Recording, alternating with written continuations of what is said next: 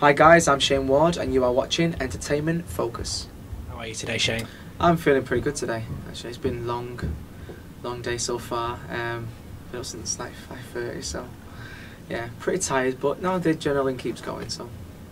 So you got your single out this week, Gotta Be Somebody, number 4 in the midweeks, I hear. Yeah, it was number 4. It feels pretty good, you know, it's a great response, you know, to Gotta Be Somebody for me. And you know, the fans have just been incredible, and you know, since performing actually on the X Factor, you know, Simon as well, everyone's buzzing about my performance, and you know, basically how well I look, and it's a big boost for me as well, you know, coming back after 3 years. It's pretty cool. So what are you hoping to achieve with this single? What do you want it to do? Well, it's already doing the job so far, you know. It's kind of re-establishing my place in the pop industry, you know. I was away for 2.5 years recording the album, you know, but now that I'm back, it's just reminding people, you know, that, you know, Shayne Ward never left, you know, he was working on his 3rd album, and, you know, again, I'm a real artist, you know, I'm proud to come from the show. So, but now people can realise that what I do is serious. So Gotta Be Somebody is a cover of a Nickelback song, isn't it? Is, yeah. But you've done something quite different with it. Just tell us a bit about why you chose that song. Yeah, Gotta Be Somebody. It came in the last leg of the finishing the album, and rock. It was just something that I never thought I would ever do. I actually thought at first, okay, great, like, well, how are we going to do this? Because I just thought that the music that I was going to do it to, so the production was going to be rock. So I didn't know how quite that would work because my voice isn't rock at all. But no, I went to Denmark and, you know, heard the new production and was like, wow, okay, I understand how this is going to go. So vocaled it, we sent it back to Simon, and you know, through all the possible 4 or 5 other tracks that we had as a possible single, Simon was like, this is it, this has to be the one.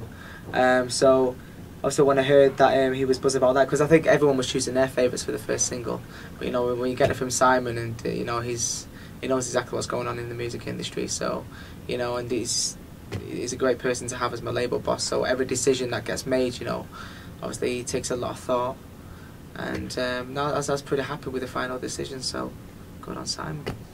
So the album Obsession's out on Monday. It is. Tell us a bit about that. I can't wait. I really cannot wait for the album just to be released. You know, for the fans just to hear what I've been doing for 2.5 years and how I've got to this position right now.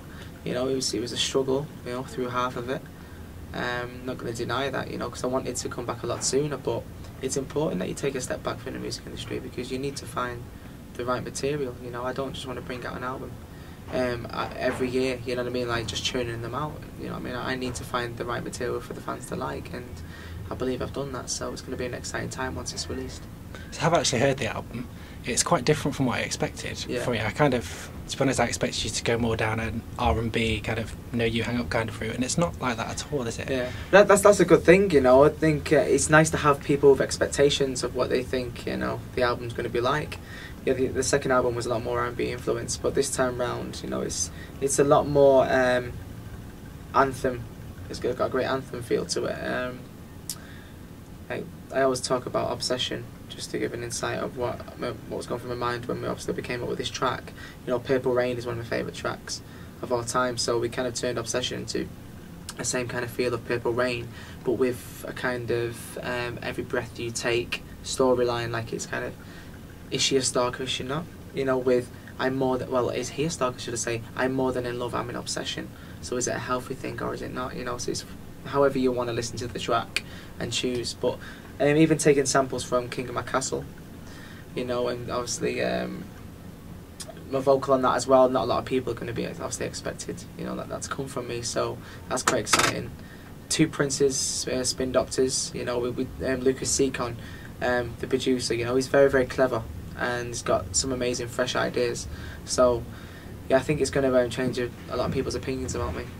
So what's your favourite track on the album? One of my favourites on there, you know, gotta be honest, is one of my own that I wrote on there called Waiting in the Wings, because of how I wrote the track. You know, I wrote it with Andrew Frampton, who writes a lot of the stuff for the script. Now, the song to me is about a woman who's been so hurt from her past relationship that she feels she can't love again, can't open up to anybody, but this guy ends up coming along, and you know, he feels, you know what, you've been so badly treated, I'll take you away from that, I'll give you the love that you need. But the problem is she won't let him do that, because she's still so hurt. So she's kind of treating him like he's her ex, you know what I mean? So he kind of feels, you know what, this could be your one chance of happiness. If you ever take it, I'm going to go. Don't leave me waiting in the wings, because I'll just leave. So the reason why I wrote it like that was because I know it can, you know, a lot of people can obviously, you know, reflect on it. So yeah. So you said earlier on the X Factor, obviously on Sunday. What was it like going back to where you started? It was incredible, you know, to go back to the X Factor and perform on a stage. I felt so ready for it and so confident that, you know, people could see that. Simon could see it, Libby could see it, you know. It was just, obviously Danny and Shelley, you know, it was really good just to go back and not prove myself, because I know what I'm capable of, I know what my vocal can do. You know, it was just re-establishing myself on that stage and saying, I'm back, you know what I mean? That's exactly how I felt. And is there a tour in the works 2011? Yes, once the album is released on the 15th, then the tour will then follow the next year. But I want to do a couple of other shows before the tour's out. More, I've been playing guitar again, you know, so I've played that since I was like 10. So it's going to be great to kind of bring some unplug sessions up and down the UK and Ireland before my tour goes out.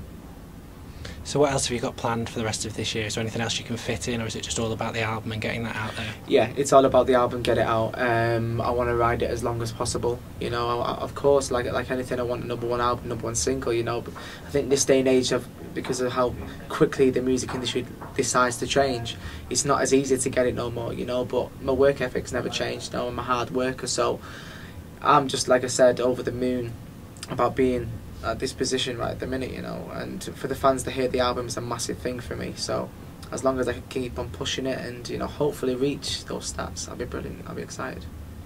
So something else that always creates a lot of buzz about you is your physique. Okay.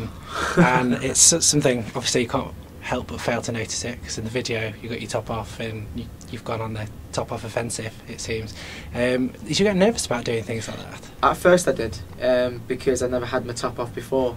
And you know, it was quite, yeah, it was new to me, you know, having loads of people just staring at me, and I didn't know how to obviously take it. But you know, because it takes a while. It's actually other people that notice your body before you do, and that's the truth. Whenever you go to the gym and you're feeling, oh, is this changing, is that changing, it's when someone else notices it that you think, okay, it must be. And I think when we took a chance with Tony Duran, the photographer, to do the topless shots, I remember it was the one picture which was a black and white picture of me leaning kind of offset from the wall, and I remember hearing Anya, who was obviously my marketing manager, she I heard when, because it was all in LA, I did that shot and I heard, oh my god.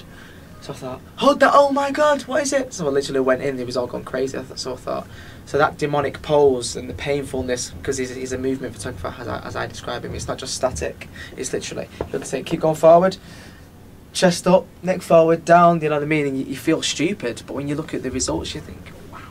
You know, so if obviously people from the label was going crazy over it, we knew that the fans and, you know, the tabloids were going to go crazy. So now I'm quite happy at the minute, you know, that I'm getting the right reaction from it, but quite happy to keep it on for a while now, yeah. I was going to say, our readers are going to be really disappointed that you've turned up with clothes on. Exactly, yeah, well it is nearly Christmas, so I definitely need to keep it on, yeah. I thought you were going to say the other thing. Instead of Christmas, you've got something coming up.